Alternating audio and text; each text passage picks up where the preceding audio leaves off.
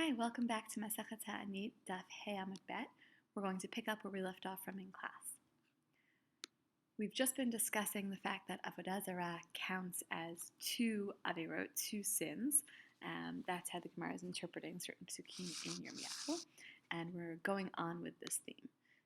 So we just said Shtayim Ra'ot Asa Mi, that God's people did two bad things, but Avodah Zarah sort of counts as both of those.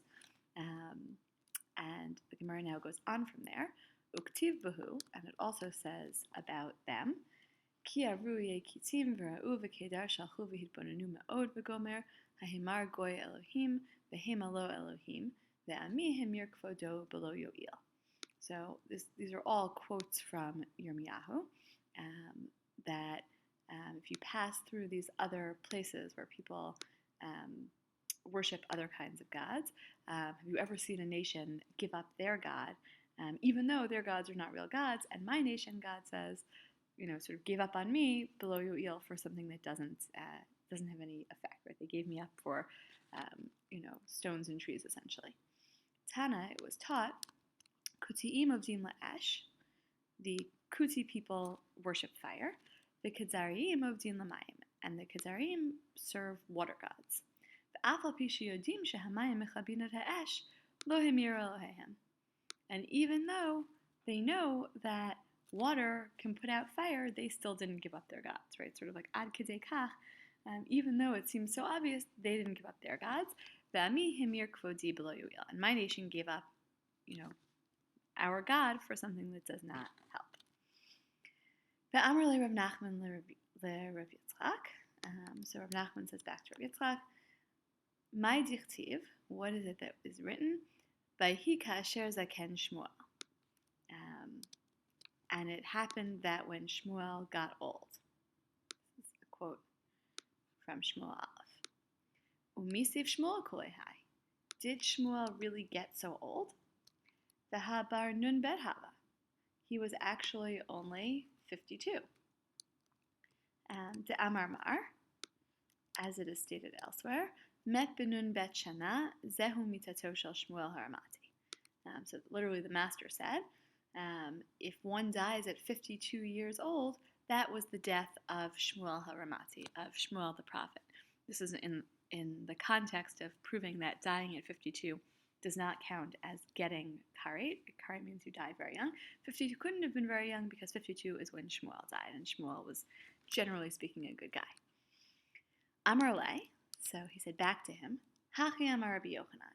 This is what Rabbi Yochanan says. Zikna kafza alav. Old age sort of jumped upon him, right? Came upon him very suddenly. So it's not that he was so old, it's that it happened so fast. Dichtiv, as it says, Nichamti ki himlachti et Shaul. I regret that I made Shaul king, right? So this is, God says to Shmuel, like, I regret that Shaul became king. That really happened. That's a quote. And now here's the midrashic description of the conversation. Amar lefanav, Ribono shel olam, shikaltani k'Moshe ve'Aaron. I've been counted. I've been sort of included with Moshe and Aaron. Zichtiv, as it says in Tehillim, Moshe ve'Aaron b'choanav u'Shmuel b'korei shemo. That Moshe and Aaron were among God's kohanim, and Shmuel is one of the ones who called out his name. So can sort of ask why they're all grouped together in this pasuk. Ma Moshe ve'Aaron lo bitlu ma'aseh yadeihem b'chayehem, afani lo yipatel ma'aseh yadai b'chayai. Just as Moshe and Aaron didn't see the fruits of their labors nullified in their lifetime, so too I don't want to see the fruits of my labor. I shouldn't have to see that nullified in my lifetime, right? Shmuel's big sort of mission, the thing he did in life, was to have Shaul become king and to sort of guide him through that process. He's like, I don't want to see, basically you can't kill off Shaul now. Like you have to keep him in the kingship. Amar HaKadosh Baruch Hu. So God says, Hechi ha'avid. What am I going to do? Avid, like avad, to do. So what should I do in this situation? Limot Shaul. If I kill Shaul, right, if I sort of kill him off now, Lo kashavik Shmuel limot. Lo kashavik Shmuel. Shmuel won't allow that, right? Shmuel is going to freak out if I try to kill Shaul. He's already saying, like, he doesn't want that to happen. He's going to pray that that Shaul will not die. Limot Shmuel adezutar, if I kill Shmuel now when he's young, Miranane abatre. They're going to literally sort of complain after him, but meaning people will say, like, oh, he died so young, he must have done something really wrong, and we don't want that to happen, right? This is a high-profile person who would be dying yet. Loli mot Shaul v'loli mot Shmuel, if I don't kill either of them, kvar higia malchut David, but it's already time for David to reign. The time has come for malchut David. Ve'ein malchut nogat bechaverta.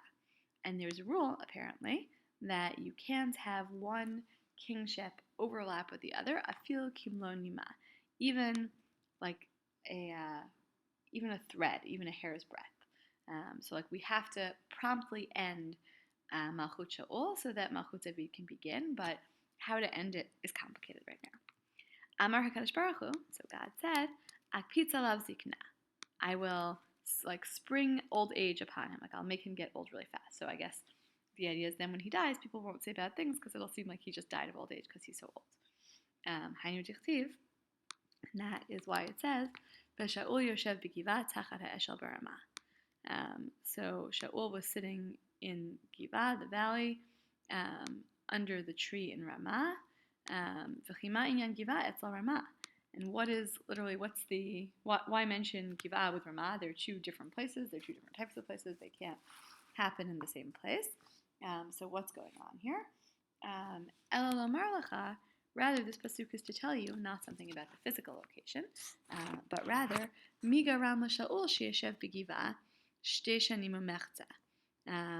What was it that caused Shaul to sit in Giv'ah for 2.5 years? And the answer is Tfilato shel Shmuel Haramati. It was the prayer of Shmuel Haramati. So, in other words, it all sort of worked together. It was Shmuel's prayer that kept Shaul alive for that much longer, and Shmuel got older very fast. And is it really true that we push out one person before another person, right? That really, like, their malchuyot, their kingships can't overlap at all? Yep, true story. To Amar Shmuel bar Nachmani, Amar Rabbi Yochanan, Man de Amar, colon there, my dichtiv, Al ken chatzavti b'nevi'im, haragtim b'imrei pi. This is a pasuk from Hosea. Therefore I've, sort of gone after the Nevi'im and killed them with the sayings of my mouth. B'ma'asehem lo ne'emar. Doesn't say with their deeds, it says b'imrei pi, with their sayings. Alma midchei gavra mekame gavra. So this shows that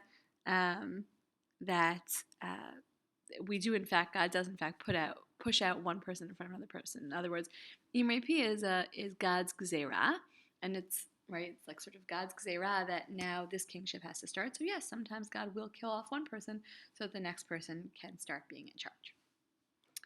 Rav Nachman and Rabbi Yitzchak havu yafei b'su'udata. Rav Nachman and Rabbi Yitzchak were sitting at a meal together. Amar le, Amar le Rav Nachman le Rabbi Yitzchak, le mamar milta. So Rav Nachman said to Rabbi Yitzchak, let the master say something. You should give us some words of Torah. Amar le, so he said back to him, Hachi amar Rabbi Yochanan. This is what Rabbi Yochanan said. Ein mesichin b'su'uda, shema yakdim kaneh levesh, v'yavo lidei sakana. So he said, this is what Rabbi Yochanan said. We don't talk at a su'uda. We don't talk at a meal, lest the food go to the kaneh before the vesh, like basically, lest the food go down the wrong pipe. It might go into your lung, and then you'll choke, and that would be bad. Right? It will be dangerous. You have only day sakana. Batar desod. So after they ate, Amar le, he said to him, Hachi amar Rabbi Yochanan. So now he's prepared to give him a Torah. Here's what Rabbi Yochanan said: Yaakov Avinu lo met. Yaakov, our forefather, never died. Amar le, v'chi bichte saftu saftanaya v'chantu chanataya v'kavru kavraya. And he says back to him, that's weird because we have like accounts in the Torah about how they mourned for him and they embalmed him and they buried him. So what's up with that? Amar Le, he says back to him, Mikra ani darash. I'm darshaning, I'm doing midrash on a pasuk, Shene Amar, as it says in Yirmiyahu. V'ata al tira avdi Yaakov nu'um Hashem v'al ticha Yisrael ki hineni moshiacha merachok v'etzaracha me'eretz shvuim. Eretz Shivyam. So it says in this pasuk, right, don't be afraid, Yaakov, and Yisrael shouldn't be fearful because I'm going to save you from afar and your offspring from the land where they've been taken captive. Mekishu Lazaro. He gets connected, right? There's a hekesh between Yaakov and his Zerah.